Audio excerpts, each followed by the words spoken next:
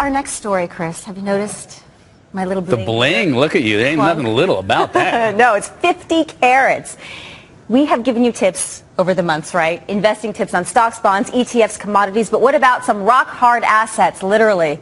Christie's auction house has seen recent diamond sales hit records. And our next guest says demand is still heating up. So how do you get in on this action? Christie's head of jewelry, Raul Kadakia, is here. And he's brought along some major bling ahead of their April 12th jewelry auction. Raul, welcome. Thank you for having me. Thank you for letting me wear this. This is an unbelievable stone. It's 50 carats. It's a canary diamond.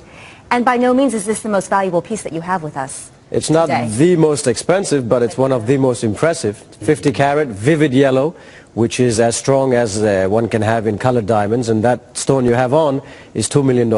Why colored diamonds? I mean, it seems like to me, for the longest time anyways, and I don't know what I'm talking about, but the clarity was what was most important, and how clear, how white it was. Why now have we moved into color diamonds? On white stones, clarity is very important. Yeah. So you have the 4 C's: cut, color, carat weight, and clarity.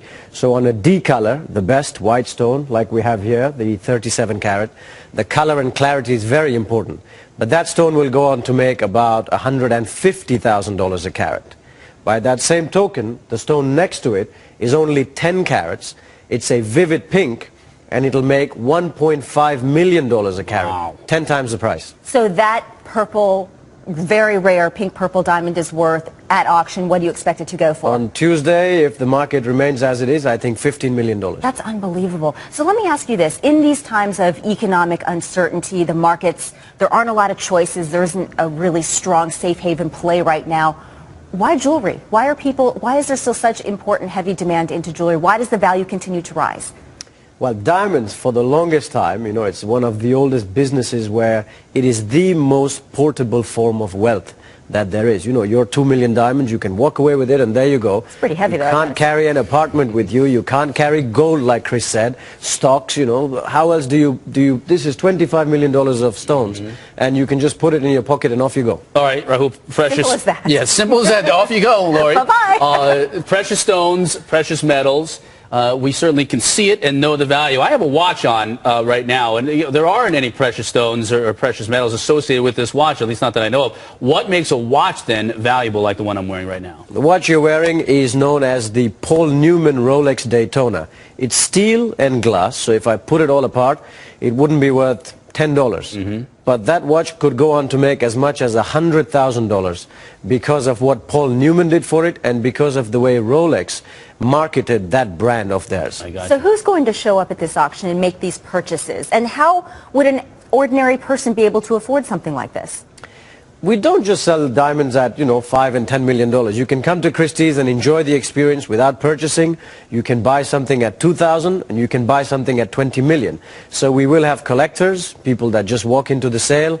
We'll have investors, people who are looking to put aside important sums of money on a diamond because they don't believe in the dollar right now. They don't believe in the stock market, so where else do I put my money?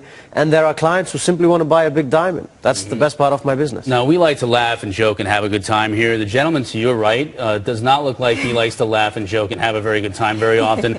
This is a member of your security team. This is a How member do you of my walk security around team. New York or any other city, wherever you go, with millions and how many millions of dollars of jewelry do you have with you today in this studio? This is $25 million in just 6 $25 million. items. How do you walk around safely with that much? I don't walk about. I make him walk about.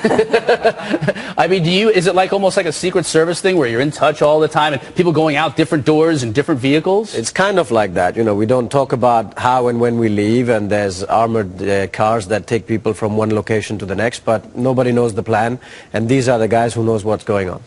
Well, another thing we talk about all the time, right, is the soaring price of commodities lately. Everything from oil to gas, even rare earth metals, there's a lot of controversy and debate over how much, I'm going off subject here, how much comes out of China versus how much we can produce here in the U.S. Bottom line, does any of that impact the price of jewelry, fine stones? Not really, because it's exactly what you said. They're all commodities, and you look at it purely as a commodity. This much gold, this much silver, and whatever else you have.